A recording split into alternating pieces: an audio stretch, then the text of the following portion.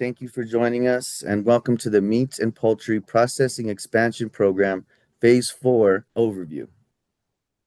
Thank you, Scott. I really appreciate you kicking us off. My name is Melinda Martin. I am a business loan and grant analyst with the USDA Rural Business Cooperative Service. As you all know, the MPPEP 4 program is currently open and accepting applications. So I'm really happy to be able to provide a program overview and discuss MPPEP 4 requirements today. Okay, so let's go ahead and take a look at the agenda for our session this afternoon. The agenda will include an overview of the MPPEP 4 program, a discussion on applicant eligibility. We'll then review what items must be included in your application package and briefly go over the merit evaluation criteria. We'll also be discussing the review and selection process, and then wrap up by answering any questions that are received during our session today. But please note that during wrap up and questions, and I'll remind you of this later again, we are only going to be answering questions regarding program requirements. So if you'd like to discuss the eligibility or merit of your specific project, we'll have several means available for you to be able to do that. And we'll discuss that later in the presentation. But today, we will not be entertaining any questions pertaining to specific projects. So we're going to transition into the program now, and we'll start with our first agenda item, the MPPEP program for Phase 4, the overview. So the Meat and Poultry Processing Expansion Grant Program was authorized in 2021 when the American Rescue Plan Act was signed into law. And the authorizing language states that the program's purpose is to provide loans and grants and other assistance to maintain and improve food and agricultural supply chain resiliency. So there have been 3 previous phases of MPPEP, so we're going to take a few minutes to discuss how we came up with the primary purpose and requirements for this current phase. So as you see here on the slide, in October of 2025, the Secretary announced USDA's plan to strengthen the American beef industry by focusing on 3 coordinated priorities. The first one is protecting and improving the business of ranching. The second is expanding processing, consumer transparency, and market access. And the third one is building demand alongside a domestic supply. So the 4th round of MPPEP was announced as part of the USDA plan to fortify the American beef industry. And the program's primary objective is to diversify the beef supply chain and open local market opportunities for meat processors. So to assist us with designing the new MPPEP 4 program, in December of 2025, RBCS participated in a listening session in which stakeholders provided feedback on the type of activities they wanted MPPEP 4 to support. So based on the comments provided at that session, the agency identified the following needs that MPPEP 4 should address, and that's what you see listed here. So MPPEP 4 will aim to help processors expand and diversify their processing capacity. And that's going to be through activities like new product development, equipment purchases, employee training, or improving processing capacity in a way that facilitates increased profitability for the processor. So the MPPEP 4 funding opportunity was posted on grants.gov on May 7th, and the application period will be open until August 7th. So that gives you a little more than 90 days to complete your application for the program. So applications are only being accepted through grants.gov. That's important to note, only being accepted through grants.gov.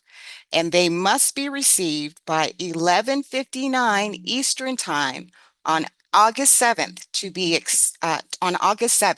accepted by the agency.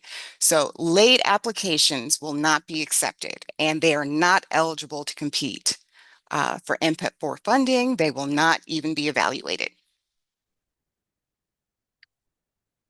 Okay, so for the MPEP-4 overview, grant funding in the amount of $60 million is available under MPEP-4, and funding will be divided equally into two separate competitions. One is going to be for the very small processors and small processors, and the other one will be for intermediate processors. And each competition will have its own ranking and award process. And for the two types of applications, there will be processing expansion project, or you can also apply under the simplified equipment only project. So let's talk about the processing expansion projects first. So those awards will range from $50,000 to $2 million, and a match requirement of 50% of the project cost is required for processing expansion projects. And of course, for the match, applicants will also be required, to identify sources and amounts that make up that required cost share in the application. And that we will need to verify that cost share prior to any award being approved. And lastly, the max period of performance for processing expansion projects is 36 months.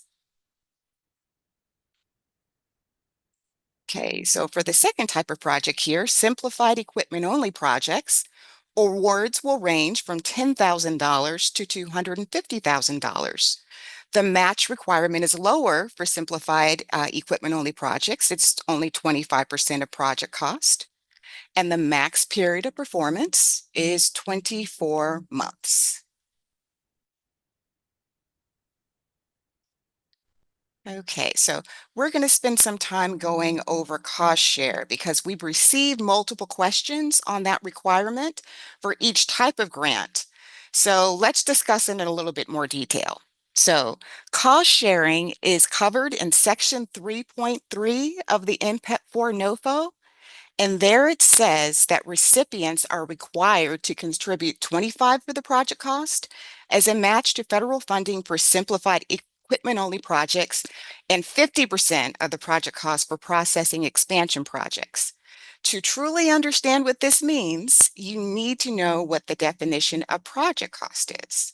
So you'll find all the definitions for the program in section 1.3 of the NOFO. So the definition for project costs is found here on the screen, but it's also located in 2 CFR 200.1. And there it says project cost means total allowable cost incurred under a federal award and all cost sharing, including third-party contributions. So please note that project cost includes the cost sharing amount.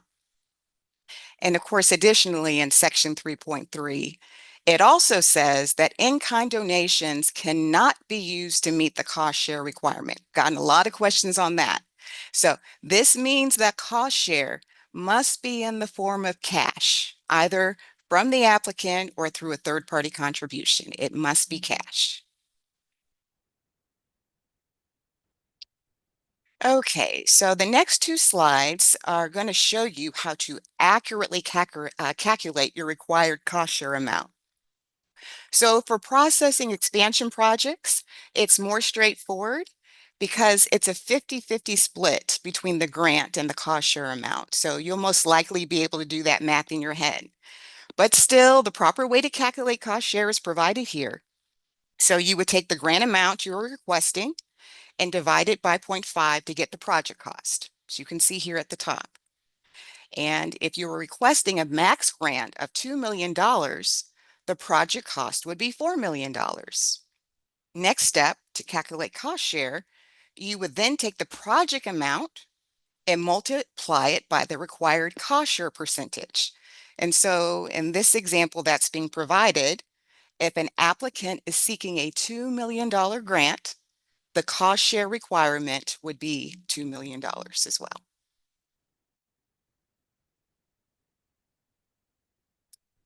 Okay, so let's go ahead and consider an example for simplified equipment only projects.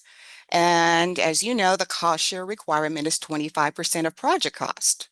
So here We would take the ground amount that you're requesting and divide it by 0.75 to get the project cost. As you can see here, if you're requesting a max grant of $250,000, the project cost would be a little over $333,000. You would then take the project cost amount and multiply it by the required cost share percentage, which is in this case 0.25. So in the example provided, the applicant is seeking the max grant amount of $250,000. The cost share requirement would be $83,333.33. So just a quick reminder that the slides for today's presentation are available in the chat. So if you'd like to have a copy of these examples to keep so you get your cost share calculation correct, please download those slides for future use. Okay, so now you know that there are two types of projects and how much grant funding you can request for each type.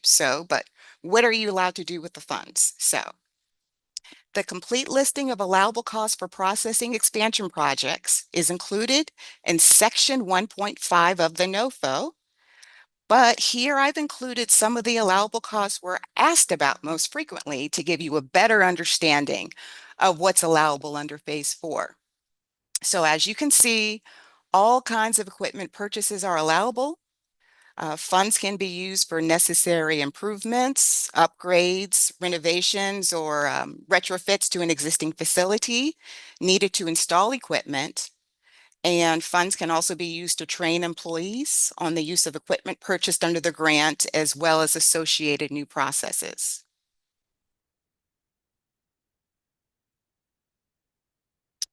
Okay, and for simplified equipment-only projects, please note that the equipment only should be taken very literally. So grant funds can only be used to fund equipment purchases, not any associated renovation, labor, installation, or certification cost.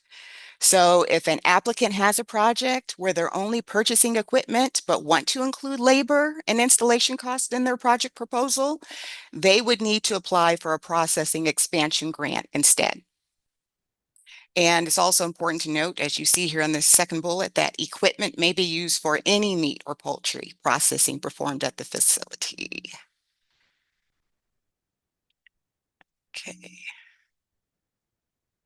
Okay, so we've discussed what is allowable. So let's talk about what's unallowable. And again, this is just a partial listing of the unallowable costs for the program. And the complete listing of unallowable costs is included in section 1.6 of the NOFO. But I've included these unallowable costs that you see here to give you a better understanding of the notable differences between previous phases of the program, specifically phase 1 and 2 of the program. So let's take a look at a few of these here. New facility construction or expansion of existing facilities, the build out of an existing space that would increase the footprint of the facility and requires breaking ground during construction. Those activities were allowable for phase 1 and 2. They are not allowable for phase 4. The construction expenses that require new ground disturbance, again, they were allowable in previous phases, but those construction expenses are no longer allowable under phase 4. Also, purchase or lease of real property. Same here. They were allowable for previous phases, but they are not allowable under phase 4. So we have received a number of questions on the last bullet listed here. So please note that costs incurred outside the period of performance are not allowable for MPEP phase 4. And so the period of performance is also a defined term, and it means the time interval between the start and end date of a federal award.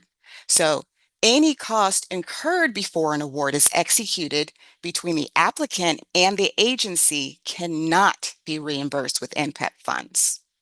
So as an example, if you're planning to purchase equipment next month in July, that would not be eligible for reimbursement with MPEP funds since it would be occurring before an award is executed with the agency. Okay, so now we're going to go ahead and shift over to applicant eligibility. And applicant eligibility for the program can be found in section 3.1 of the program's NOFO. Okay, so this is the first of two slides on applicant eligibility. So to be eligible for MPEP 4 funding, an entity must be a for-profit organization, a nonprofit organization, a producer-owned cooperative, a tribe, or a tribal entity. Okay, so we're going to be spending a little bit more time on this slide because the majority of questions that we are receiving on the program are based on these applicant eligibility requirements. So eligible applicants must meet the definition of a very small, small, or intermediate processor. Again, you'll find these definitions in section 1.3 of the NOFO. Very small processor means a processor with fewer than 10 employees or annual sales of less than 2.5 million. Small processor means a processor with 10 or more employees but fewer than 500. And the last one, intermediate processor, means a processor with 500 or more employees, but fewer than 3,000.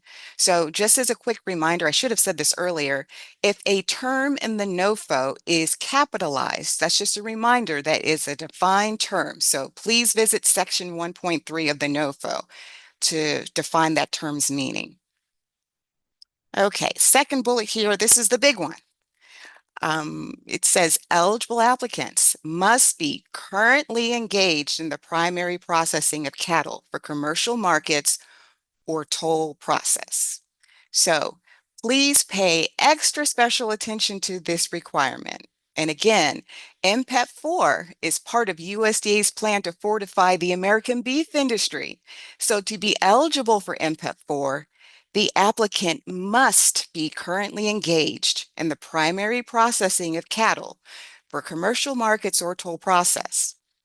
And so section 1.3 of the NOFO defines primary processing, and it states that primary processing means slaughtering, cutting, and boning of raw meat and poultry for human consumption.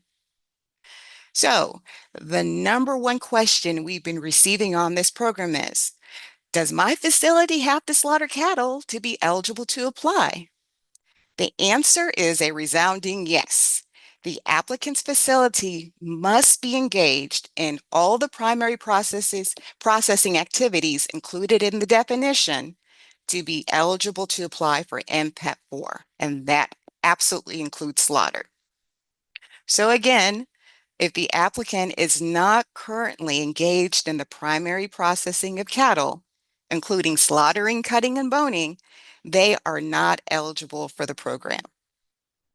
Okay, I think I've hopefully really made that point.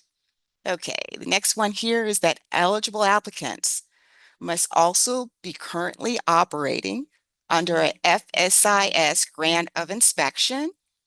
Can be a grant of inspection under a cooperative interstate shipment program or a state meat and poultry inspection program with standards that are at least equal to federal inspection. I've also been getting a lot of questions about custom exempt processors, and we'll discuss that on the next slide. So over here to the right, it says that eligible applicants must be independently owned and operated. Again, that's a defined term. That means that they are not subject to the control, authority, or direction of other legal entities, including parent corporations and affiliates. Eligible applicants must also be domestically owned. Again, a defined term. So that means that they are organized in the United States under the laws of a state or under a tribe's jurisdiction, and a majority of the entity is owned by U.S. citizens. Eligible applicants must also operate their processing facility in a state, which includes 50 states of the United States, Washington, D.C., and U.S. territories. But please see the state definition in section 1.3 of the NOFO to see the complete list. Okay, so in regard to this last bullet, we're also getting a lot of questions about further processing. So the second bullet that I really honed in on made it clear that an eligible applicant must be engaged in the primary processing of cattle. Therefore, entities that are only engaged in further processing are not eligible to apply for MPEP 4. If an applicant intends to use MPEP 4 funding for further processing activities, the source must be meat or poultry that is primary processed at the applicant's facility, meaning that it cannot be purchased from a third party.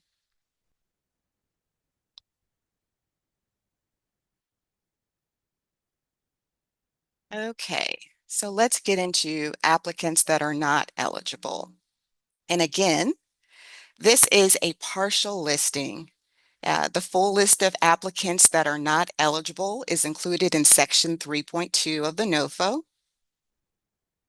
So entities that have received a previous MPEP award are eligible to apply for MPEP 4 if their previous award is no longer active.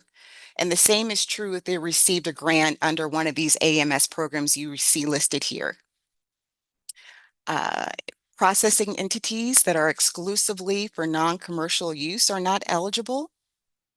And I promised we talk about custom exempt since we're getting so many questions on that. Please note what it says here in section 3.2 of the NOFO. This wording is taken directly from the NOFO here. So it says that entities that are custom exempt or otherwise uninspected and do not operate under federal inspection or state equivalent inspection are not eligible to apply for MPEP 4 funding. So again, a FSIS grant of inspection or state equivalent is required to be eligible for the MPEP 4 program. Additionally, entities that hold a domestic market share greater than or equal to the entity that holds the fourth largest share of the meat of the market for beef, pork, chicken, or turkey processing are not eligible to apply. So that would mean the big four meat processors in the country are not eligible for MPEP 4, and I've included them here in the parentheses.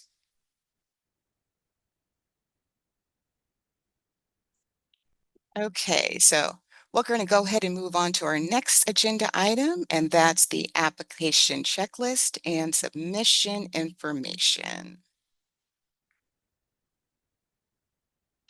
So the items that must be included in your application are listed in section 4.2 of the NOFO. And to simplify things, an application checklist for both processing expansion and simplified equipment only projects is available on the program's website as well as grants.gov. The checklist includes all the items your application must contain for it to be considered complete by the agency, so please utilize them. An application template for each project type is also available on both the program website and grants.gov. And I can't stress this enough, applicants are strongly encouraged to use the provided application template to ensure that all required application elements are addressed. A lot of time and effort were spent on those application templates to help simplify the application process for you. So again, you're really strongly encouraged to use them. And here's the however, the use of the application template is not required. But if you choose not to use the templates for your project type, you still must ensure that your application includes all the required elements. So as you can see here, all applications are required to submit both the SF-424 form and the SF-424B form. And Form AD 2106 is optional.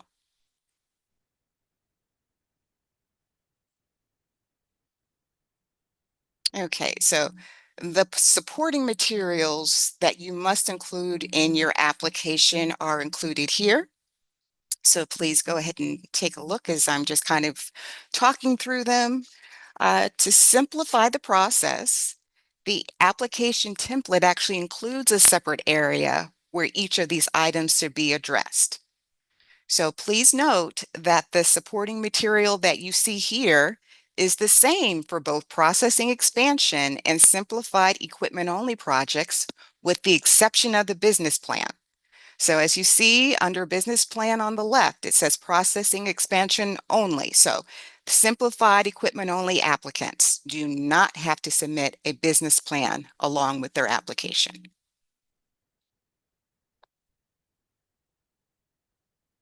Okay, so let's discuss now what you need to do to properly submit your application.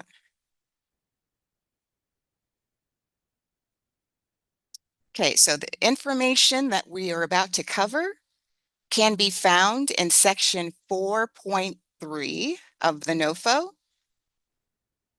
So applicants must have an active registration in SAM before submitting an application. And to register in SAM, entities will be required to obtain a UEI or a unique entity identifier. And instructions for obtaining that UEI are available at sam.gov.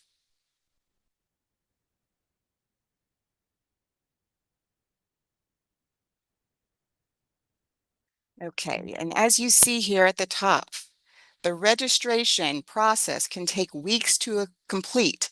So please address these registration requirements as soon as possible, as they are all required part of the complete application.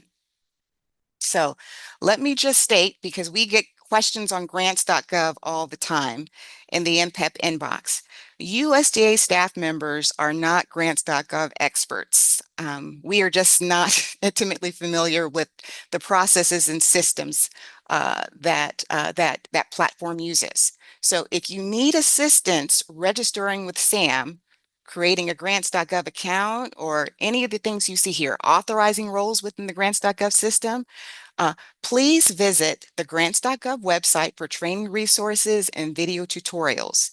You can also call the toll-free support number that you see listed here, or you can request assistance by emailing support@grants.gov. Okay, so to wrap up this agenda item, please remember that your application will not be considered for funding if any of the following items listed here occur.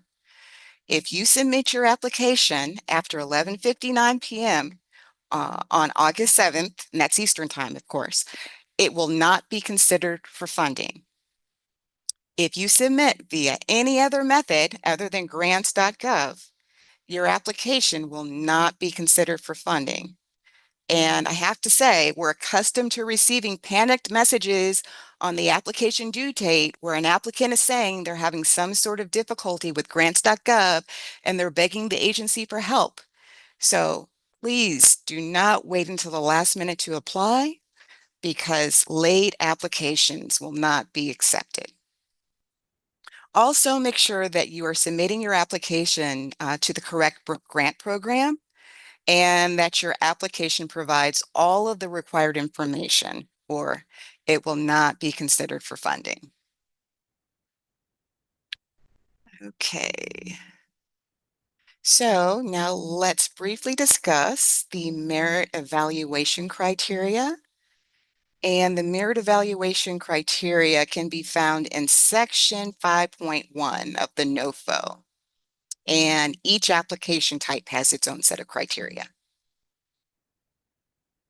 So as you can see here, for processing expansion projects, applicants have 7 areas they're being scored on, and the maximum score that can be received is 100 points. And again, here's another thing, another reason to use the application template. It's going to provide a space for the applicant to address each of these criterion separately. It's going to make it nice and easy for you. And so Applicants are expected to address each criterion, and failure to do so is going to result in a lower score. And I know I've said this a number of times, but the application template is located on the program's website and grants.gov. So it's very easy to find. So again, please, please, please make use of it. Let's go on to the next type. So for simplified equipment only projects, there are 6 areas that are being scored on, and there is a maximum score of 100 points.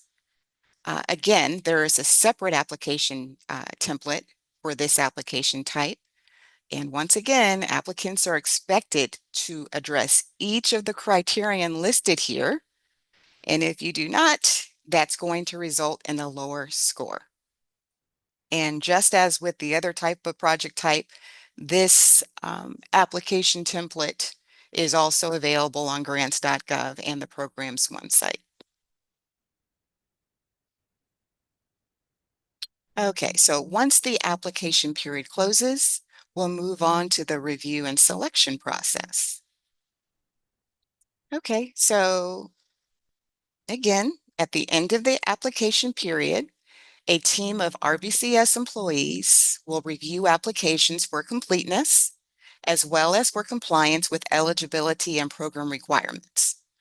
We'll also conduct a risk assessment, determine if the applicant's health, safety, or labor law violations are deemed unsatisfactory and represent a reputational risk to the federal government. Next, we'll collaborate with Grant Solutions to complete the merit evaluation review process. Grant Solutions will solicit reviewers on the agency behalf, and those reviewers will confer with other panel members to derive a consensus score based on the strengths and weaknesses identified for each application. The national office will then review the panel's top ranking projects, and we may award up to 10 priority points. And when considering whether to award priority points, we can consider the geographic diversity of the awards, the size of the awards, and the agency priority areas that are listed in Section 5.2 of the NOFO. And once that process is complete, the national office will rank eligible applications based on the sum of the merit evaluation criteria plus any priority points for a maximum of 110 points. There will be a separate ranking for each competition, one for very small processors and small processors, and one for intermediate processors. And after receiving concurrence from the RBCS administrator, MPPEP-4 awards will be announced. Okay, so as we reach the end of today's overview, here's a reminder of the resources that are available to help you through the application process. The program's website includes a copy of the MPPEP-4 NOFO. It includes a program overview, and as I said many times, it also includes the application templates and checklists for each project type. There are several different tabs if you visit the MPPEP-4 webpage, but under the Contacts tab, you are encouraged to contact MPEP staff at mpep@usda.gov if you have questions regarding applications requirements. But please contact us with questions after you have reviewed the MPEP-4 NOFO in its entirety. USDA AMS also offers no-cost technical assistance to applicants to help prepare grant applications through its MPPTA program. And I understand that many of you are already making use of that network of providers. So you are encouraged to contact them to connect with these services. And the link to the technical assistance request form is on the program's webpage under the Contact tab. Okay, so we've reached the end of our presentation today. That's the end of our overview.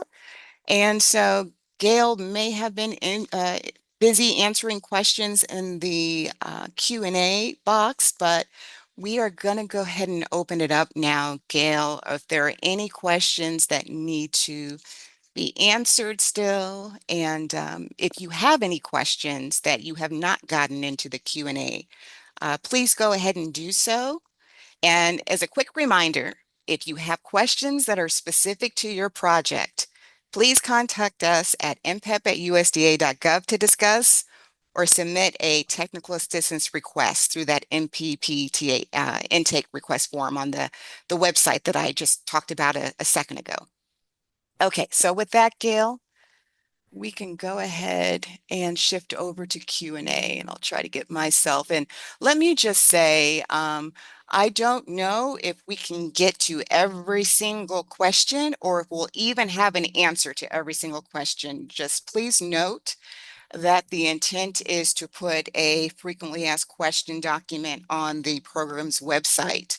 And so if your question is not answered today, we will make sure it's answered and get that document on the website. Okay, go ahead, Gail. Can you go ahead and facilitate the questions that still need to be answered? I can. There are over 50 of them, so we may not get through all of them today. And I do want to clarify something because I had been trying to keep up with some of the general questions about who people should contact. And normally we have state office staff available to help with application processes, Melinda. But in this case, do you recommend that people just go straight to the MPEP at USDA.gov for programmatic questions? So I would say that if you would like to start with your state office, that would be fine. So that is actually a resource as well. I would just say that the states, some states are not as comfortable with answering MPEP questions as others. So we are here to answer the MPEP specific questions at that inbox. But like I said, if the state is able to answer your question, they will. So Okay, so yeah, that might be the first line to ask because they're a little bit more local to you. And then if that isn't a great solution or you have a more complex question, then the MPEP for or the MPEP inbox is a great resource. And yes, then if you need a little bit more detailed assistance, that's when the technical assistance with our providers is kind of available for people, right? absolutely, Gail. Okay, great. All right, hopefully that clears it up. I'm going to go ahead and read out questions as I can.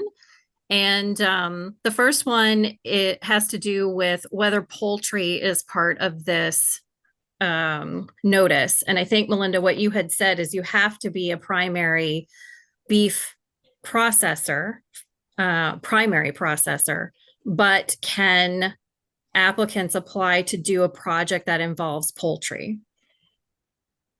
Yes. And so let me see. It's under program purpose, and you have to excuse me, trying to navigate with this one screen open, but it's under section 1.2 of the NOFO purpose.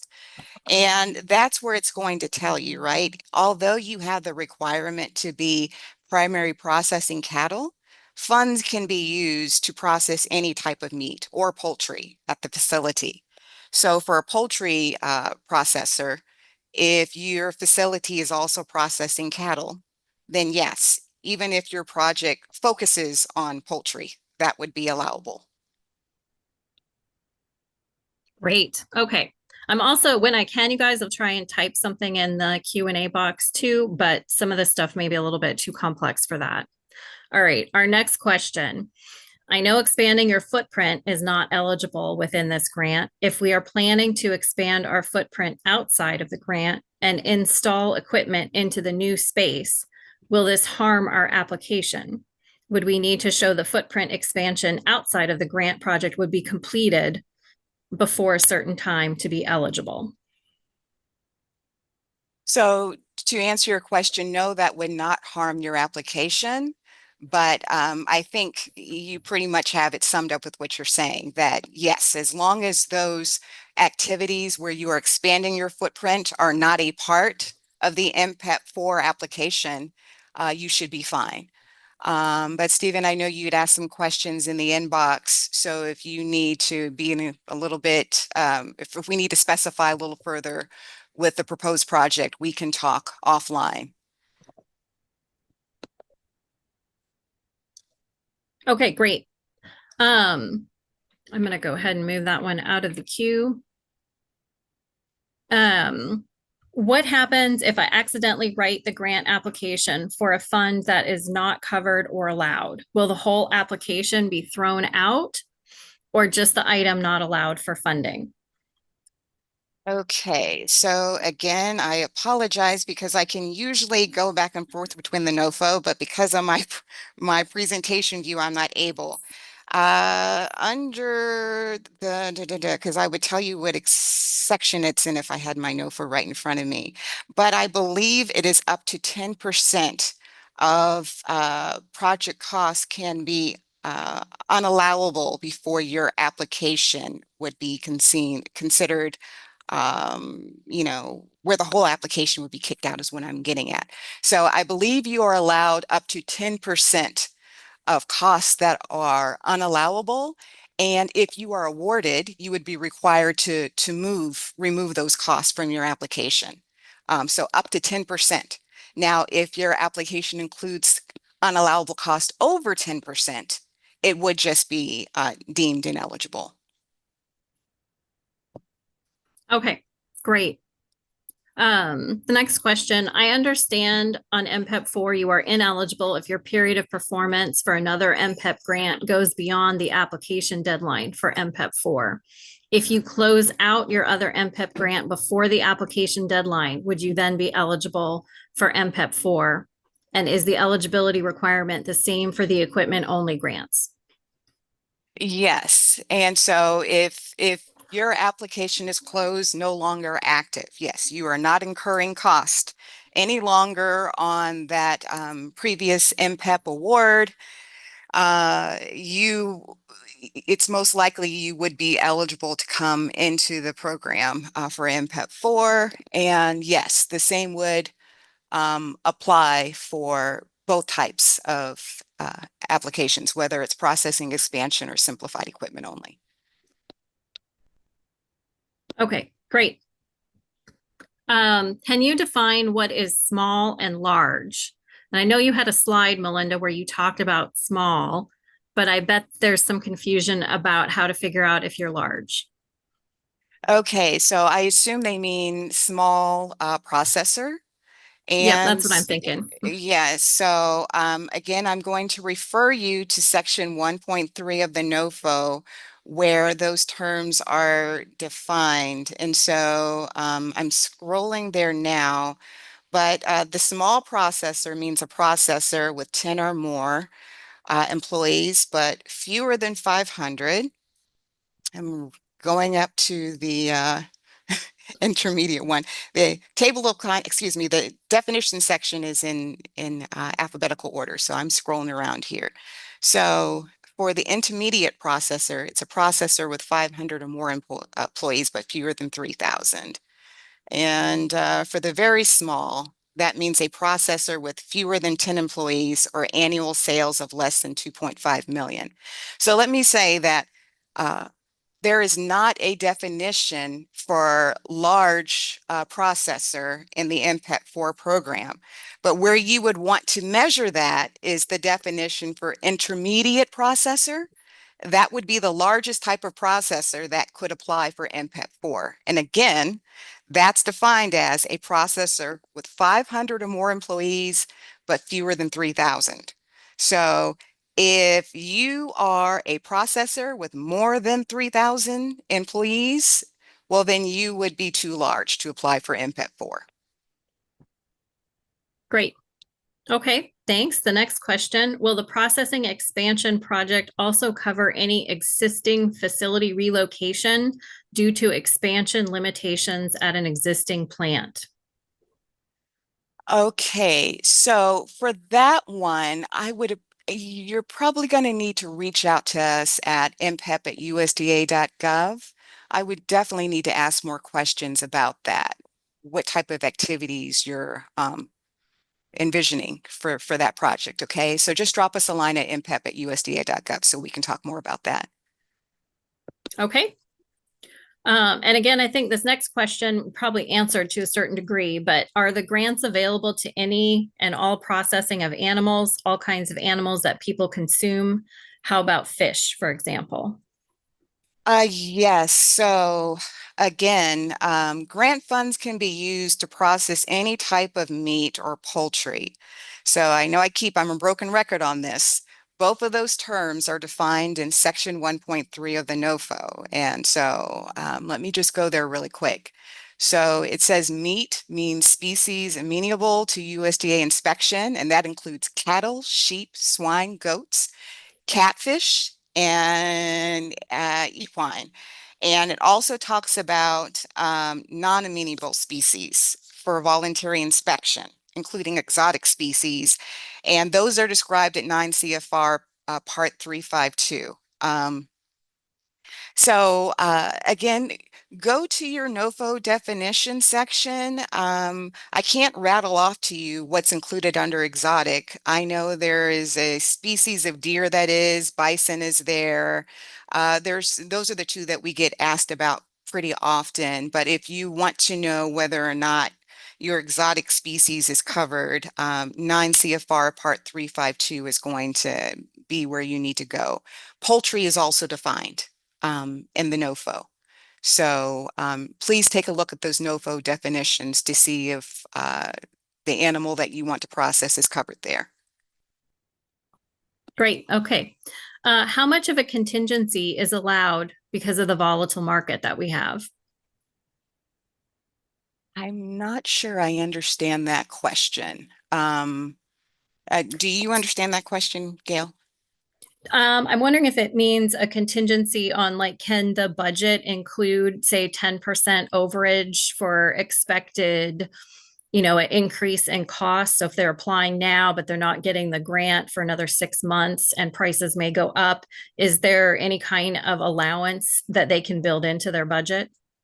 So to that, I would say that you build your budget with the information that you have available, with the understanding that before awards are made, right, there's going to be a period of time between um, you receiving a letter of conditions, if you are indeed a recipient, and actually executing a financial assistance agreement with the agency. There's going to be a period of time to iron out all those details, right? So things change between, you submitting your application and actually executing an award. There will be time to make adjustments to your budget. So no, you don't want to build a contingency into your budget, but just note that there will be time to make an adjustment before the award is executed. Okay. For equipment-only grants, can an applicant apply for funding to design small-scale processing equipment, or must the grant finish one or more systems so they are not just conceptual, but can begin processing prior to the end of the 36-month grant period? Okay, I think I understood what you said. Okay, I see it's on the screen now. So, no, equipment only funding is for the purchase of equipment, not for the design of equipment. The question is no longer on my screen, Gail. I think it must, I don't know why not, but Sorry, is that, it was my fault. I was trigger happy and cleared it out no, of the no, queue while you were talking. that's, No, I think what it was talking about is, can they just install the equipment, but maybe not have it be ready to be actually processing animals through the equipment by the end of the period of performance? Or do they actually need to be slaughtering the animals and processing them and doing whatever the equipment is intended to do? Okay, again, I would have more questions about that, but this is what I'll say. MPEP 4 is a competitive program, right? Just like all of our grant programs. So when you are responding to each scoring criterion, you're going to have reviewers that are assessing, right, whether or not what you are proposing meets the purpose of the program. So that's the best way I can answer that. So you're going to be scored on on the merit of what you're proposing. So that just makes me a little nervous if you are not showing a need or immediate need for the equipment. I'm not saying it's not allowable. I'm just saying it may be reflected in the score you receive is I guess how I'll answer that.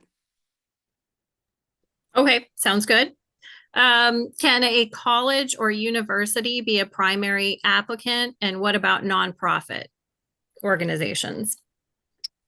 Yeah, so, okay, I did talk about applicants that are eligible, and that would be found, let's see, 3.1. So if you go to the MPEP for NOFO, section 3.1 is going to cover applicant eligibility.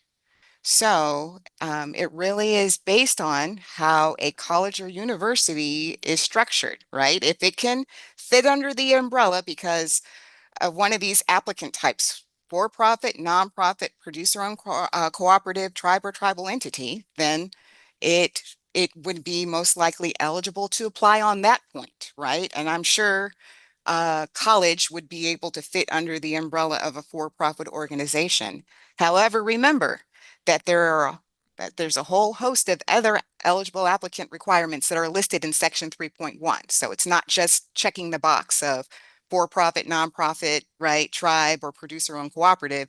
You also must meet all those other items that we went over today and that are included in 3.1. Okay. This next one looks a little bit more project specific, but maybe hopefully general enough that you can answer it. Would a new freezer unit be an allowable cost if the applicant is upgrading from a diesel to electric?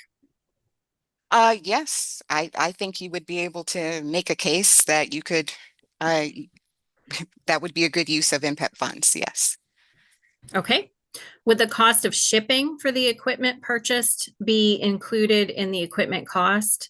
I'm wondering if this is maybe particularly relevant for the equipment only grant Yes, applications. yes, I've received that question a number of times already, yes. So if you have to pay shipping to receive the equipment, then yes, it's an allowable cost, absolutely. Yes, we don't expect for you to cover all the shipping cost and only, get to benefit from the grant just on the equipment piece itself. Shipping is a part of receiving the equipment. So yes, it's allowable. Okay, great. Can a 100% tribally owned corporation qualify if it does not currently operate the inspected cattle processing facility itself, but proposes to use, lease, acquire, or partner with an existing processor? Or must the applicant entity itself already be operating the eligible facility for at least 1 year? So to that, I would say that by the time the application period closes on August 7th, the applicant needs to be able to meet all the applicant eligibility criteria on its own. So I know we've dealt with this in some cases. Sometimes it's determining on if you're partnering with an organization, who should be the applicant. Sometimes it may be the partner organization if they're the ones that are able to meet the applicant eligibility criteria best. So I would say, Larry, if you have more questions specifically related to your case, please, like I said, reach out to us at mpep@usda.gov. But I think I'll leave it at that for now. Okay, great. If the applicant proposes to perform initial production through strategic alliances with existing inspected processors, can the partner facility's inspection status and 1 year operating history satisfy the applicant eligibility requirement, or must those requirements attach directly to the applicant and its own facility? That sounds a lot like the previous question, Melinda, where Yes. you're talking about they need to meet the requirements at the applicant organization needs to meet the requirements. So it's important to think strategically about who the applicant should be. Absolutely. Absolutely. Well said, Gail. Yeah, I don't have anything to add to that. Well, thanks. I'm practicing here. Yeah. All right. So if the applicant leases or acquires an existing inspected cattle processing facility before application, what documentation is needed to show facility control, continuity of operations, inspection status, and eligibility? Yeah, so it Oh, sounds like they're wondering what kind of documentation that should be covered in the NOFO, right, Melinda? yeah. So I guess what I'm struggling to understand is why would that be any different than what any other entity would have to show. So I guess my mind would go to the grant of inspection. Um, are- does the new owner have the grant inspection in their name, or is it still in the seller's name? That would be something that I would want to know.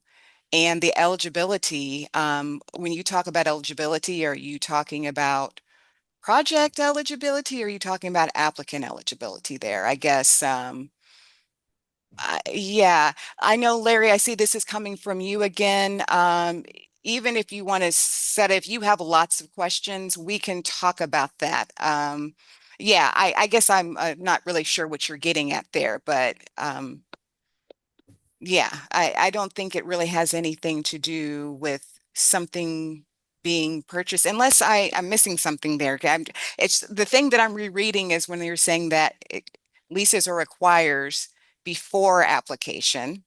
Okay, that's fine, but I guess my question would be is why is that being mentioned as if that's creating some complexity? As long as by August 7th, the applicant is able to show that they are independently owned and operated, right? Because that to me is maybe what you're getting at, Larry. They're able to show that they meet that definition, that they are not under the control of, right, that seller in any way, that it sounds like we should be good to go there, but please let me know if there's something else that you're getting at there. Okay, we can go move forward, Gail, on that one. Great. Okay. Larry, you've got these amazing questions here. I can tell you've been really thoughtful. Yeah. Um, does does cutting and boning cattle carcasses or quarters qualify as primary processing of cattle, or must the facility also conduct cattle slaughter? How should a multi-species facility handling cattle, bison, wild game, pork, or poultry present for eligibility? Okay, yes. So Larry, you may feel like you've already had this question answered by how long I spent on that that bullet point when we got to be currently engaged. But yes, the applicant must also slaughter cattle to be eligible. And so a multi-species facility would have to show that they are currently engaged in the primary processing of cattle, and they would be good on that eligibility point. So I would say that if they intend to use funds to process other meat or poultry, they're fine, right? The NOFO owner requires that you discuss how you are currently engaged in the primary processing of cattle, not that your project needs to be focused on the primary processing of cattle. So once you have met that eligibility criterion, you are able to, like I said, use the MPEP funds to process other meat or poultry. Okay. How about our pilot production runs, co-packing line time, livestock purchases, packaging, cold chain test shipments, QA testing, utility capacity letters, HACCP SSOP drafting, LOI development, and financial model lender package work allowable grant costs or allowable match? If not, are any of these activities eligible when directly tied to equipment installation or project implementation?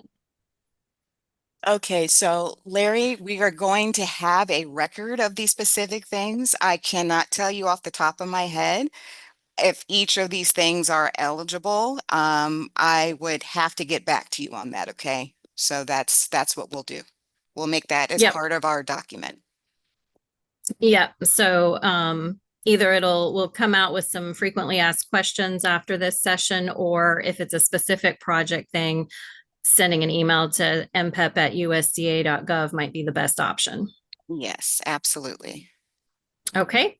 How long after the application deadline will the funds be awarded? Okay, again, this is another question where let me see if I can quickly find it in the NOFO. I believe it's section 4 point something. Let me just quickly check. There is an anticipated award date in the NOFO. That's what I was trying to see if I could locate really quick. Like I said, because of my, I thought I had it. Okay, well, there is an anticipated award date in the NOFO.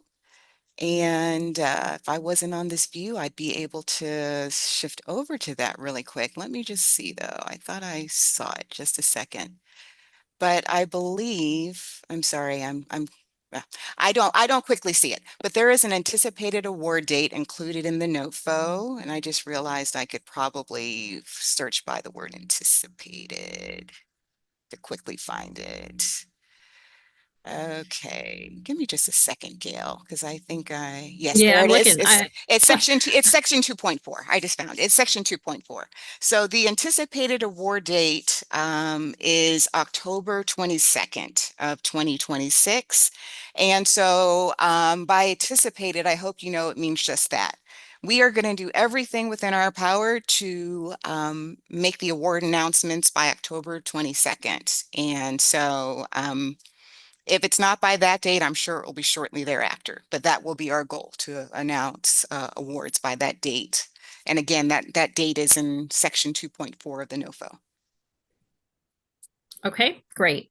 This next question looks like a lot of more specific items that probably require a little bit more detailed review. So Larry, I think if you can refer your question to MPEP at USDA.gov, probably put together a whole list of your questions and Melinda can take a look.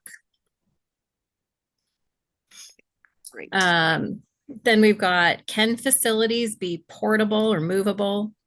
My team is working on various microgrids on wheels so that micro or mini processing can physically travel to where animals are. So, Melinda, are mobile systems allowable for this program? Yes, they are. And let's see. So allowable use of funds is covered in section 1.5 of the NOFO. And so here I'm just scrolling to that really quick.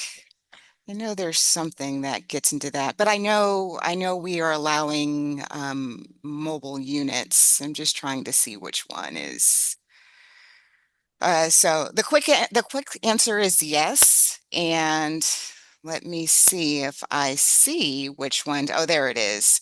So let me see. 1, 2, 3, 4, 5, 6, 7. It looks like it's about the seventh bullet down under allowable use of funds. It says that purchasing new or retrofitting existing mobile or modular processing units is allowable. And so is that what that one is asking? Yeah, yeah. Okay. And if there's, and let me see, my team is working on various. Yeah. Now, again, this is almost like the question Larry asked. I don't know if there's something specific about this that is not covered by the bullet I just read under allowable use of funds. But again, Tom, if the bullet that I just read you don't feel is applicable to the situation right here, again, please just drop us a line at mpep@usda.gov and we can discuss in more detail, okay? But the whole thing with the mobile units, that should be fine. Okay, next question. This one looks easy. Would security cameras for a facility be a permitted expense? So, Kate, I would say that, It's not easy at all, is it? yeah. So while it doesn't on the surface appear allowable, because I would say that, so I will tell you, Kate, my first instinct is say no, because that if you go to unallowable uses of funds under section 1.6, I believe there is something that says something about, just your normal operational costs are not allowable. There, I would say that that is not an expense that I would say is directly allocable to the project.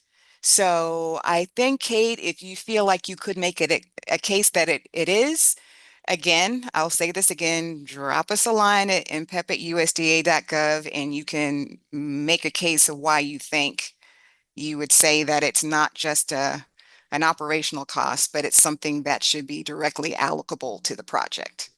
Okay. All right, Gail, we can go to the next one. Okay. Someone just in the chat had asked about cameras being part of HACCP compliance.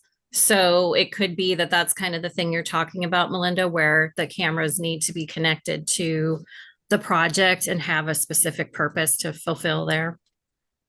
Okay, and so, but when Kate says security cameras, I felt like that was not part of the HACCP, and that was just like maybe security cameras for the security of the whole facility. I don't know. I don't know, but that's why I said, Kate, if you feel like it's about compliance, please make that case. Remember, I'm going to just reiterate, MPEP 4 is competitive, so you're going to have reviewers that are assessing the merit of your proposal. So I may not fully understand what these cameras are being used for, so you can maybe explain more. You can drop another line in the Q&A, Kate, to explain more. We can talk about it offline. Either is okay. Okay.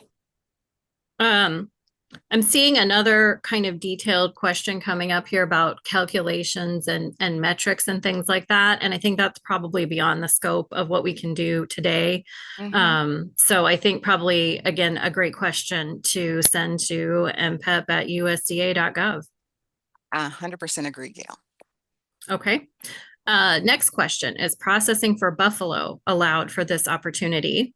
And Melinda, if you'll let me take a stab, it sounds to me like if you are a current primary processor of beef and you also process buffalo, you can apply to do your project for processing of buffalo. Is that right? And so, Gail, that's perfect. The only thing I would do is take the person to the meat definition, and I had just gone over this. And so buffalo would be something that may be included under the exotic species that described at 9 CFR Part 9, Part 352. And I'm just trying to see if it will let me. Yeah, I got it to come up pretty quickly. Okay, so I just clicked on that.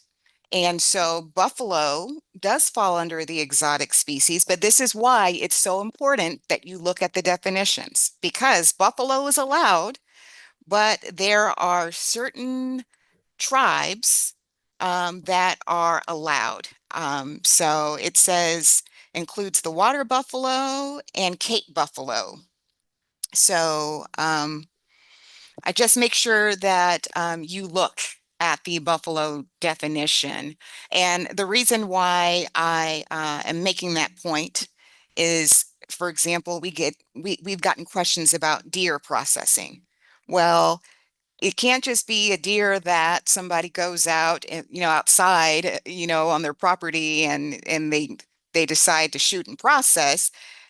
The only deer that's eligible for the program would be a farm raised species of the family Cervidae. I think that may be how you pronounce it. So again, the definition section is always going to be your friend, whether it's from the NOFO or a something that the NOFO is referring you to, right? Always look at the definition that's being provided there. And if you're not sure, again, we are here.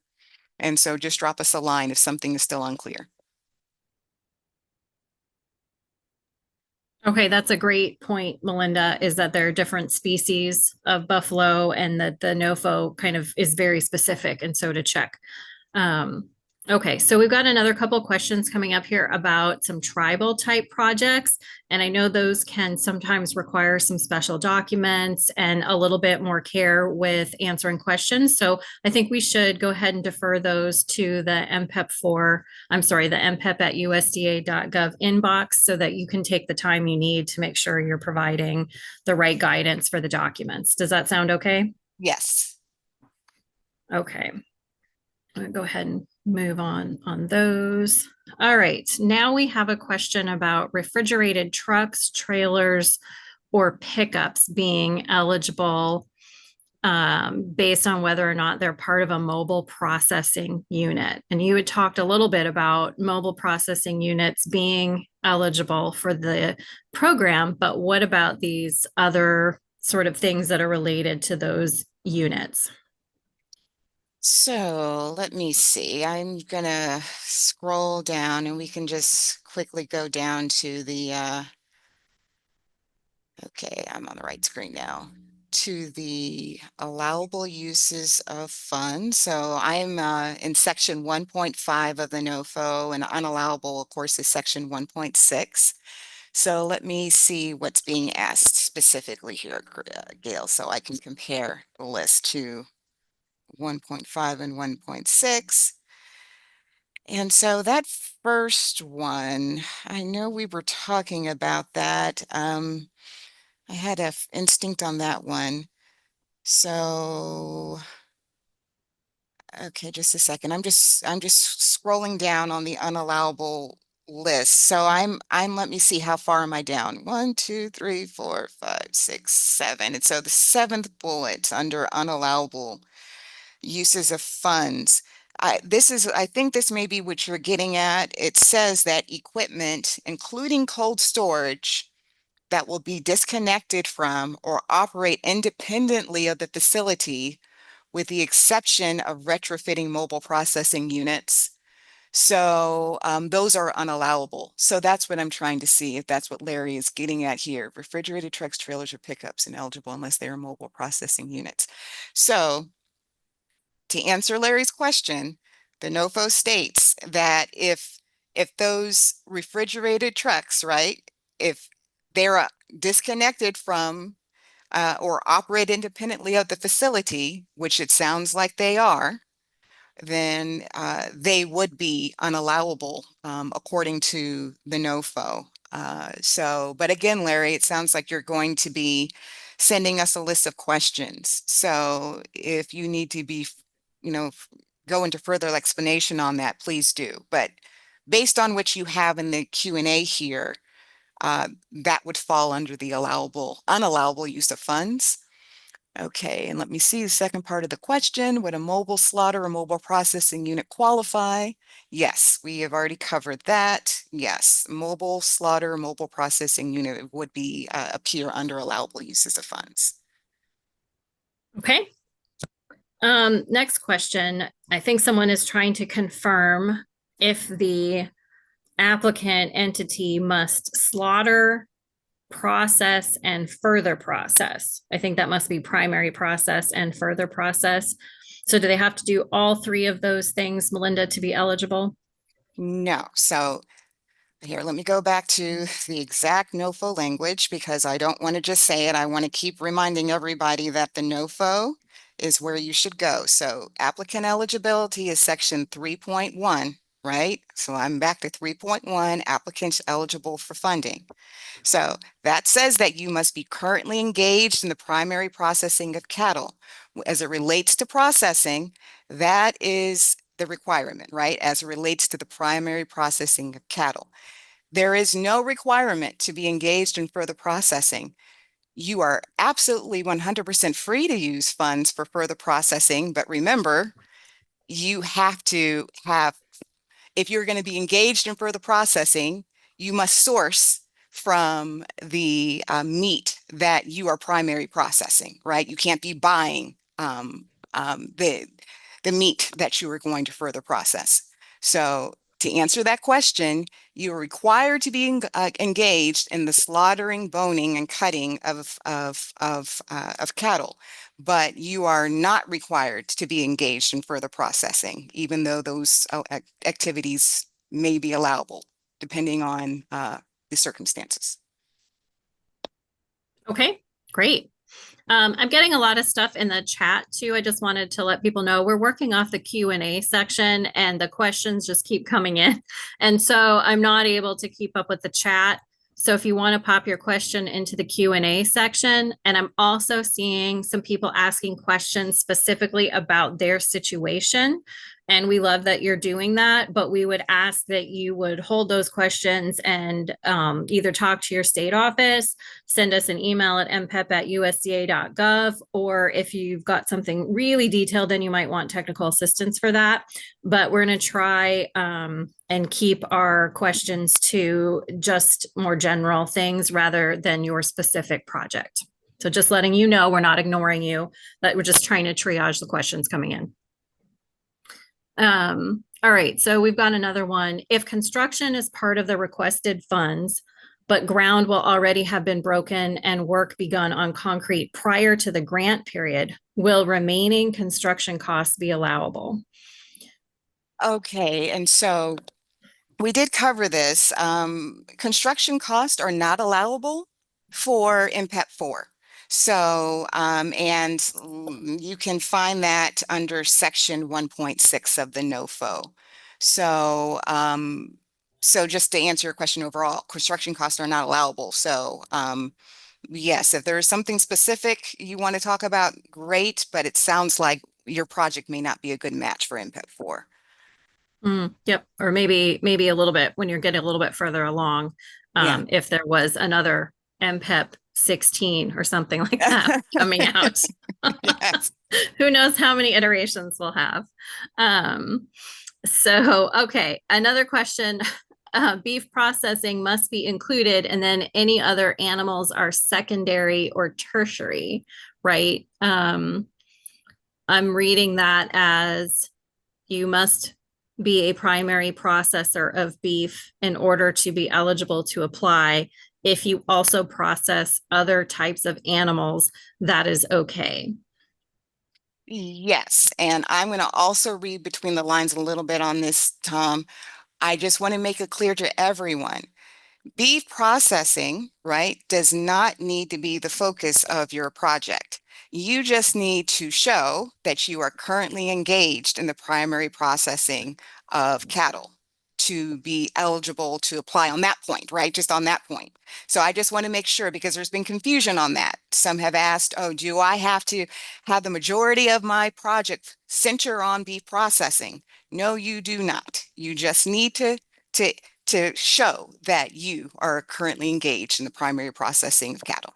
Okay, then that's just an Right. eligibility requirement, not a project requirement as far as the use of funds requirement, I should say. Yeah, absolutely. Okay. Can a parent company apply on behalf of one of its processing plants? So no, there is no applying on behalf of anyone else. So I'm going to again take you to Section 3.1 of the NOFO. The requirement is to be independently owned and operated. So I'm going to scroll up to Section 1.3 again.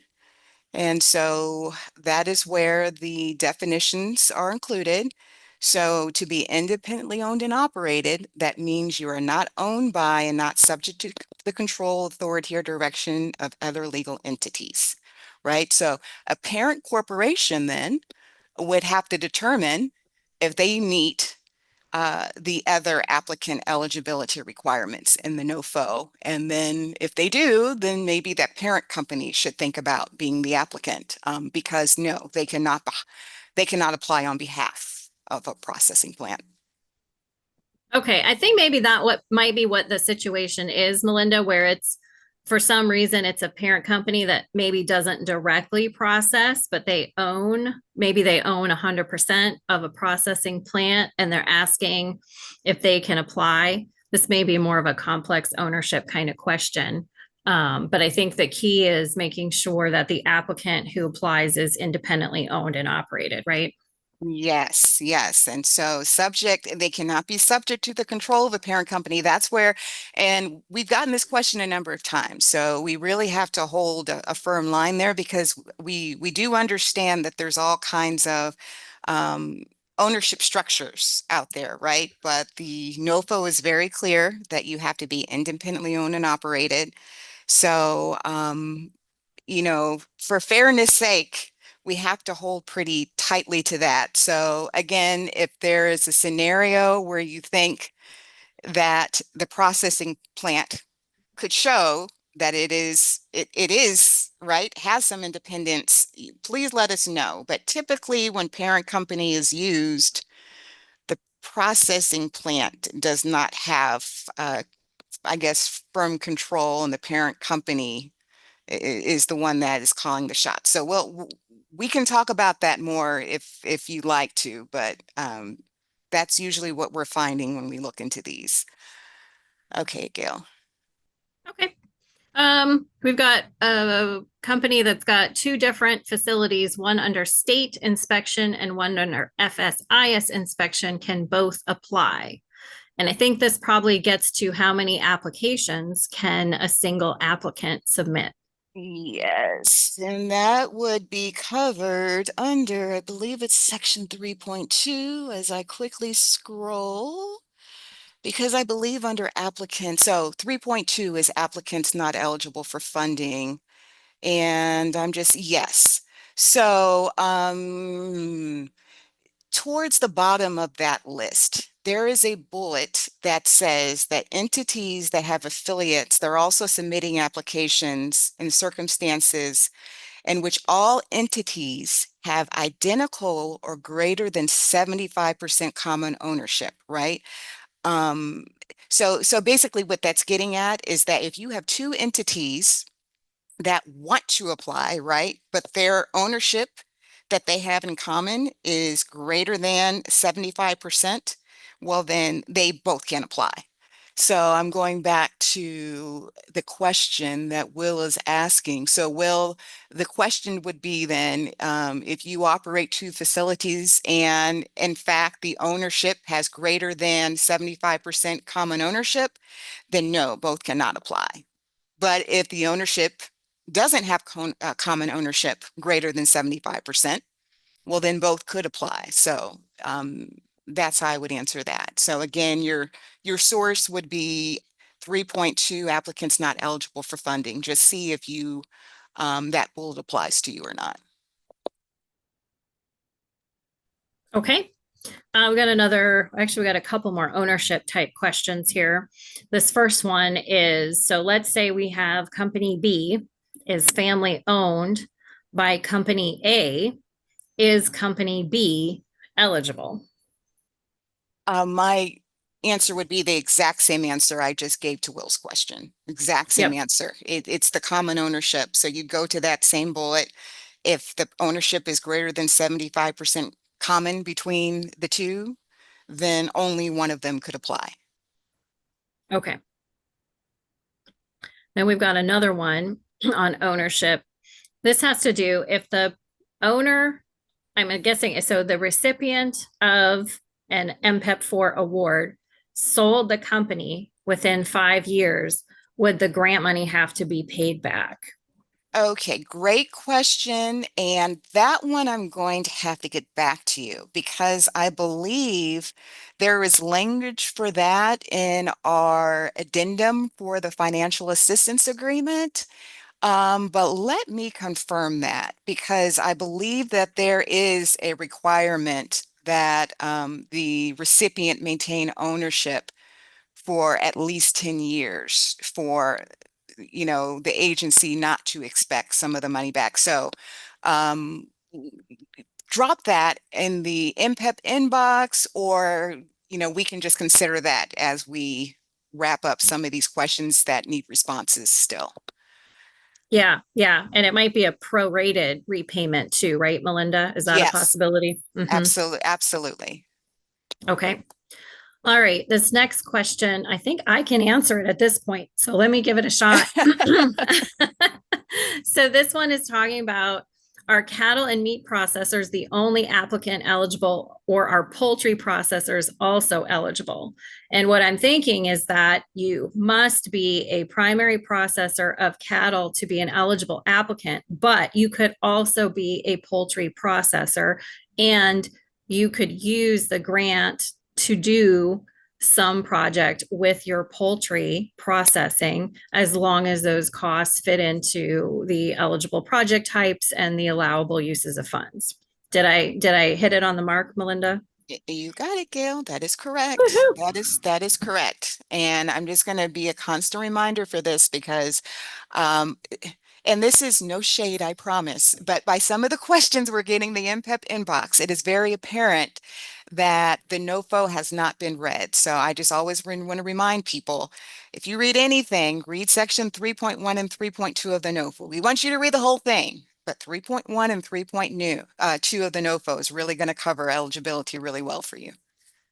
Yeah, for sure. And I know it probably looks a little bit intimidating. It's a large document. We use a lot of terms that maybe people don't use in average conversation, but it's a really great way to calibrate yourself to receiving a federal award and the types of terminology that you'll see if you get an award. So it's a great place to start. So it's worth the pain and suffering to get through it. Yes, That's absolutely. that's my personal opinion. But Absolutely, Gail. Absolutely. all right, I'm going to take one more question here, Melinda, and then Scott, I'm going to turn the Q&A over to you if you can do that. And that way people can hear another voice because we've all been talking for a long time.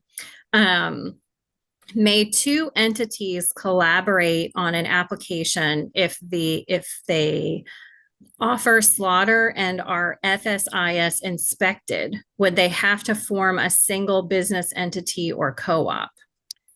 So my advice in that situation would just be to one entity is going to need to be the applicant. And that's just, and here's why. So remember that if you look at section 3.1, right, that's the section that's talking about eligible applicants. Remember that one of the requirements is that the business has to be in operation for at least 1 year.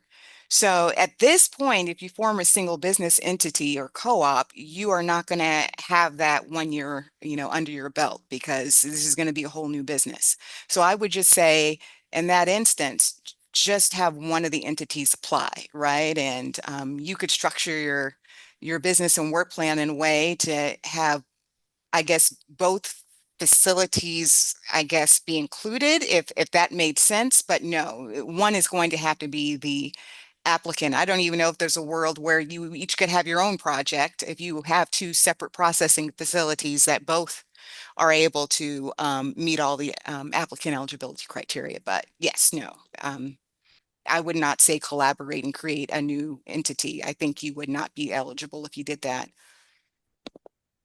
Yeah, you have to choose one right now. Yeah. All right. Well, thanks, Melinda, for giving me this opportunity to help you out today. Appreciate hearing all about the program. And I'm going to turn it over to Scott to read the questions for everybody.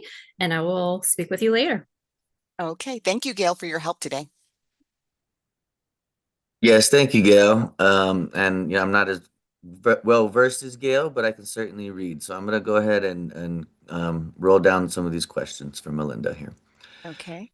Is a full SAM registration required or only the UEI portion of this?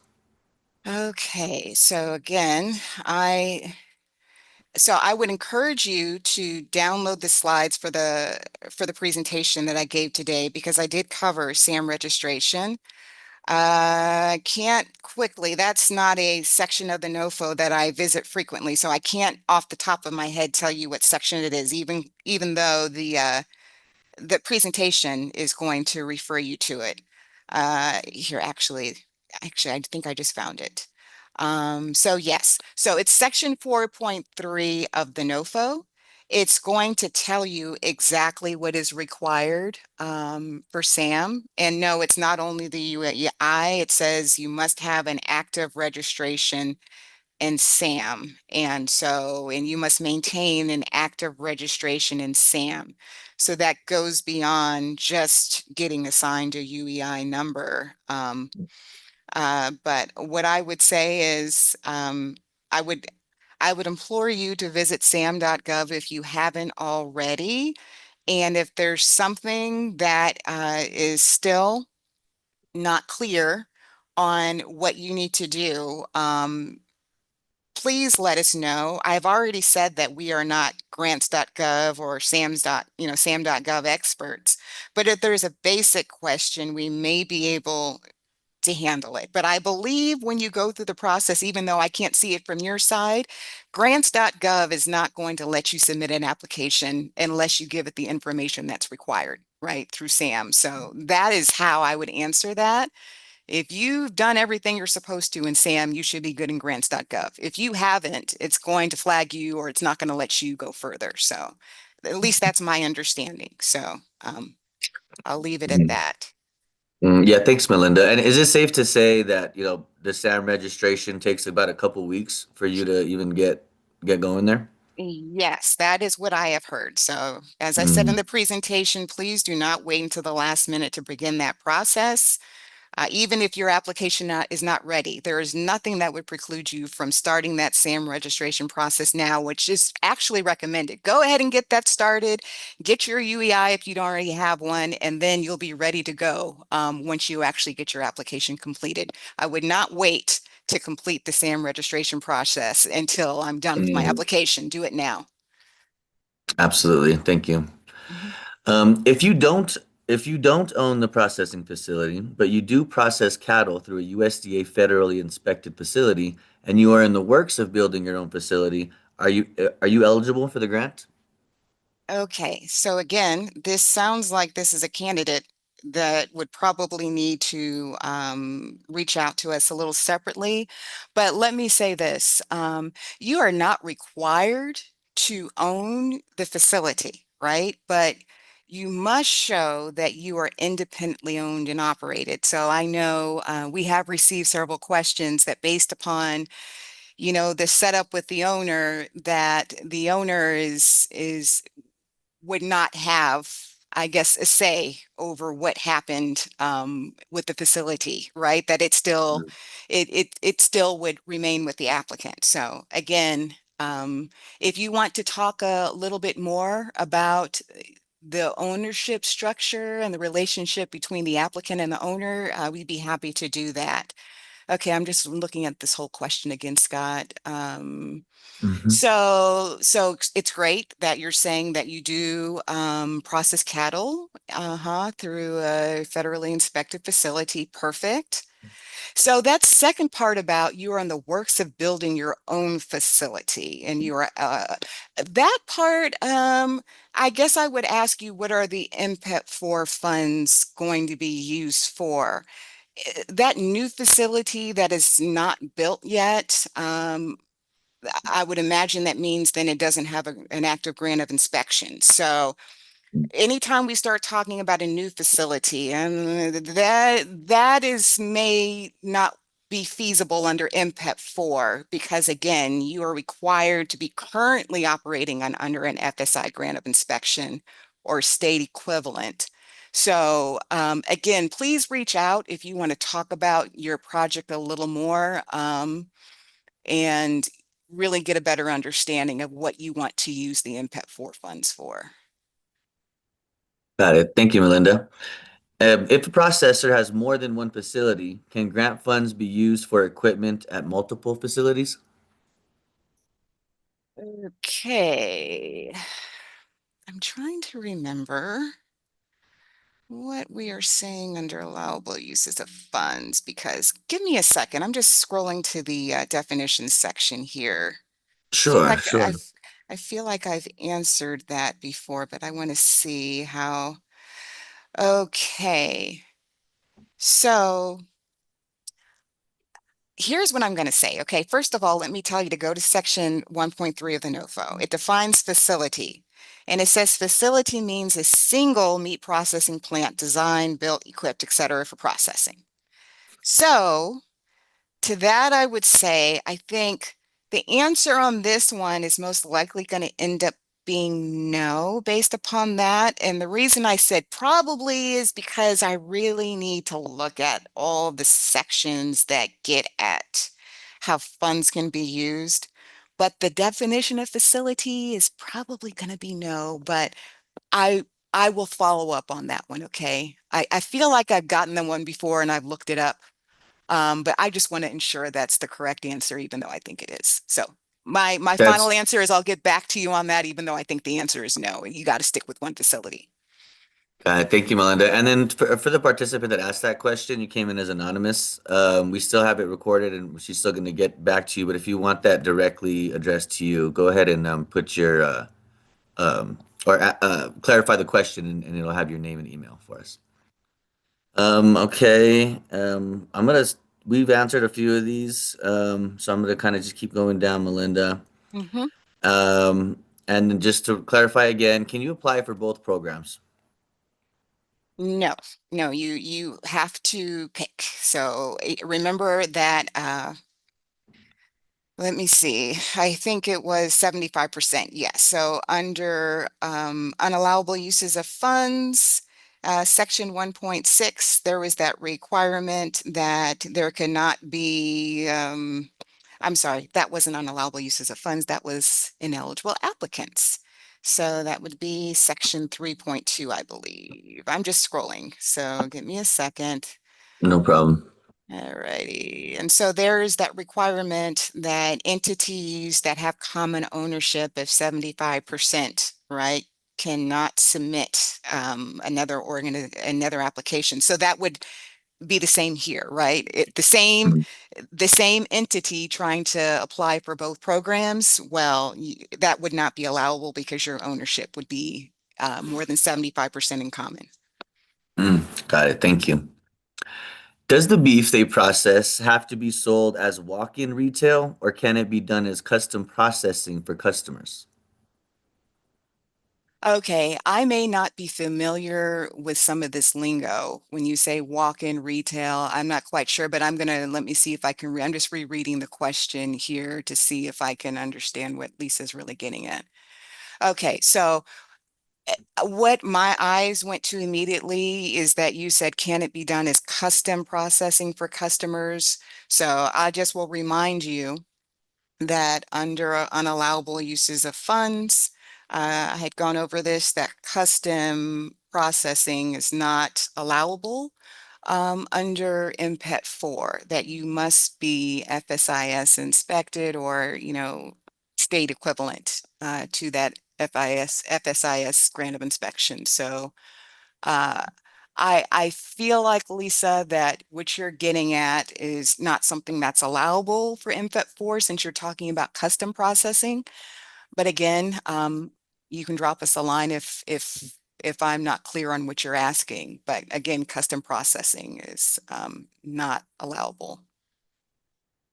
Got it. Thank you. And I'm just to address this question one more time. So, what happens if they don't issue us a SAM/UAE by the grant submission deadline? I could probably jump in. I would just say that you start your SAM very early because it can take a couple weeks, could take 3 weeks. But can I venture out to say that would not be eligible if you don't have a SAM by the grant submission deadline, correct?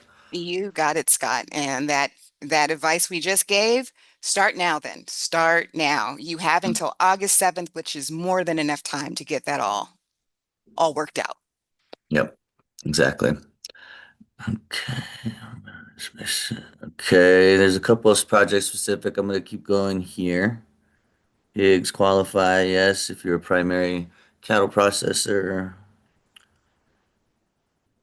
So it's a must slaughter and process.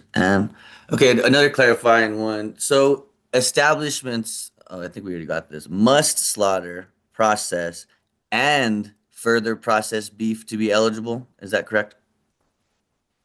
I think you addressed it. I addressed that already. No, that's not Right. correct. Yes, you just must. Yeah, I think I answered that one already. You did. So, yes, the only requirement is that you are engaged in primary processing, which includes slaughtering, cutting, and boning. There is not a requirement to be engaged in further processing.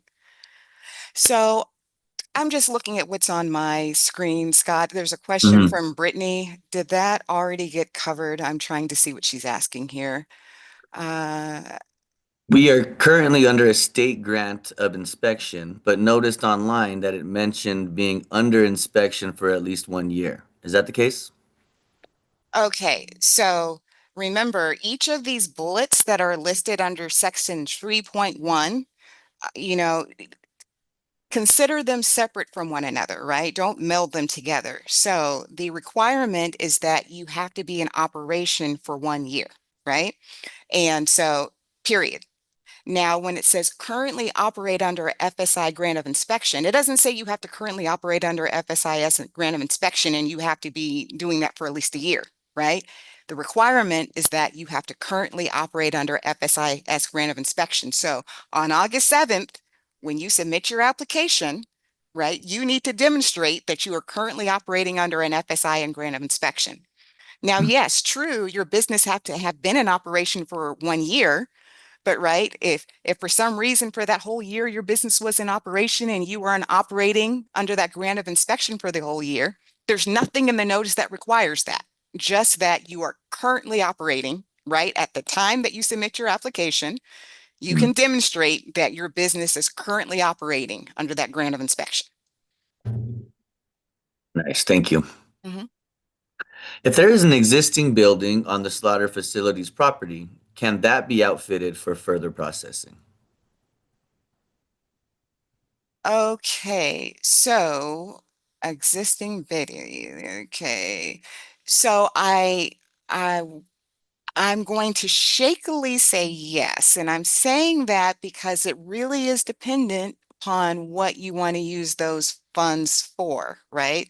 So what you're saying, can it be outfitted for? Just remember that you're going to need to go to section 1.5 to see what's allowable and section 1.6 to see what's not allowable, right? And then you want to compare the two, because as long as you're staying away from all those construction expenses, anything that's going to increase the footprint or disturb, break ground, disturb ground, whatever. If you're staying away from that, you may be okay. So I would just say that, really evaluate the items listed in 1.5 and 1.6 and get back to us if something is still unclear. Thank you. I'm gonna go. We're getting a shout out. A former MPEP technical assistant is a great resource with the grant help. So just a shout out to those folks. Um, I'm sorry if you addressed this already, but how much of a contingency is allowed given the volatility of the market, meat Yep. market? Yeah. Yep, we did address that. It just said that do not build a contingency into your budget. And I just reminded everyone that there will be time to make final adjustments to budgets before the awards are executed between the recipient and the agency. So, you do your best to come up with your budget based upon the information you have at the time of application. And believe me, the agency will be going over your budget with you again before the award is made, and it will be adjusted if necessary. Thank you. Uh, okay, so I'm just going to address this again, even though I think you repeated it multiple times. Is there a guideline that assists in answering the required questions on the template provided, such as helping describe what is needed to be included on the question on the template?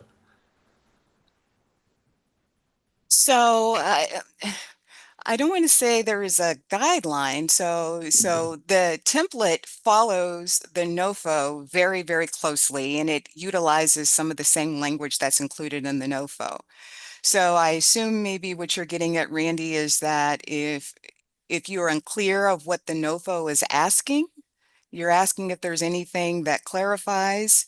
There's nothing that's going to divert from the language in the NOFO. No, none of our guidance is going to do that. So Randy, this might be a situation where you do need to reach out to us. And as I was just reminded, and I know I said this in my presentation, or request technical assistance from a MPPTA provider as well. Of course, I agree that is perfect way to go as well. But you can reach out to either them or us if you want, need a little additional help on what exactly is being asked.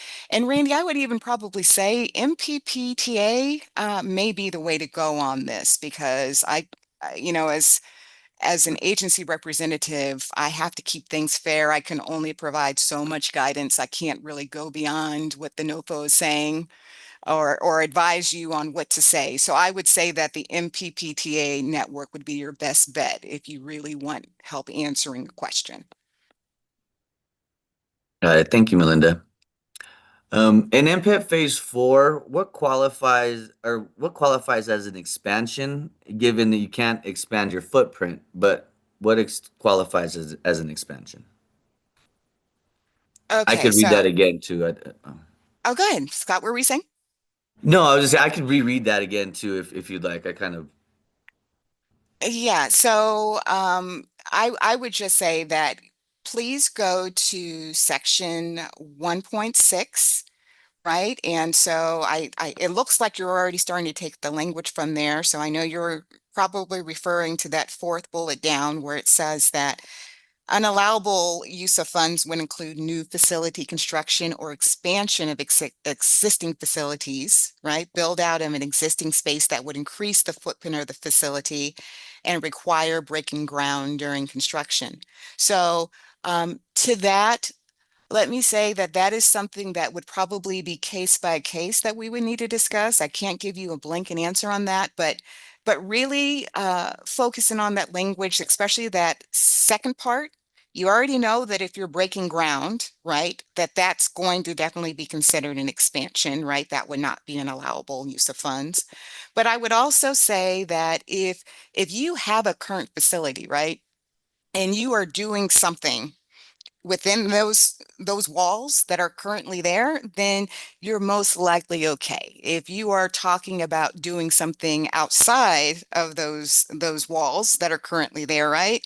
I would probably say that you are teetering on expanding your footprint, right? So if you are operating within a facility of a certain size and you're trying to make it larger and you're trying to increase the square footage as an example, then you're increasing your footprint, right? So that would be probably my overall generic response. And again, please reach out to us or MPPTA provider if you need to talk specifically about what it is you're trying to do. Great. Thank you, Melinda. Next question. If you meet the primary processor requirement, can the equipment only grant be used to purchase equipment that will process meat from third parties? No, no. So remember, I was saying that you cannot purchase from third parties, that you need to be processing meat that is a result of your primary processing activities. So no. Thank you. Um, so does it harm either? I know you have to pick, you can't apply for both programs, expansion grant and simplified equipment grant. But would it harm the applicant if they applied for both? Okay, so yeah, I did just answer that a while ago. Oh, Yeah, you can apply for both. Again, as far as ineligible applicant types, right? It said that there cannot be common ownership greater than 75%, right? So if you are the same entity applying for both, you would disqualify yourself because you would be trying to submit two applications with common ownership of greater than mhm. 75%. So no, you cannot apply for both. You have to pick And one. it would harm the application if you did. Yeah, Yes, yes. got it. Thank you. Okay. How many are there any exception? Which those of us I'm just reading along here.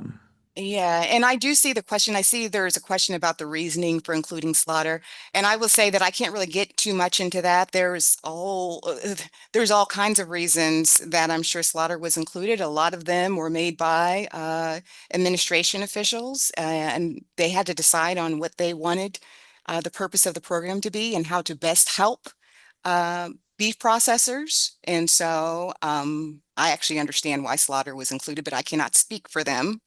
And so, so that is not really the purpose of this session, to kind of get into the reasons for the decisions that were made on the use of funds, but just to go over what the use of funds are and what's allowable and not allowable and the requirements. And that second part of the question, are there any exceptions for being an only further processing plant? No, there are no exceptions. You must be engaged in the primary processing of cattle to be eligible for MPEP 4. Got it. Thank you. And I just want to just note we have about 6 minutes left, so we can go about maybe 5 more minutes, and then I'll let you close out the last minute, Melinda. But let's keep pushing here. Let's. Okay. Is there a means by which those of us who are interested can identify one another prior to the application deadline so that we might consider partnering with each other? for example, they're in Michigan and she's looking for pu- uh, applicants, particularly in the Great Lakes and Midwest region, because she's in Michigan. But is that a thing?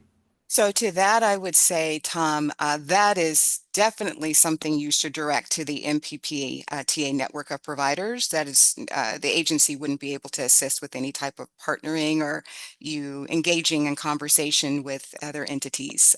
But the MPPTA network, I cannot answer that question for them. They may or may not, you know, do something like that for you all to discuss things with one another. But then also, I'm looking at that question so you can consider partnering with others. That may be getting at what I have already advised against. When you use the word partnering, that makes me nervous. It's one thing to get together to discuss, right? Maybe, different ideas, but to partner on the actual application, that would not be something that you could do because remember, I had already covered that you would just have to determine who the applicant would be.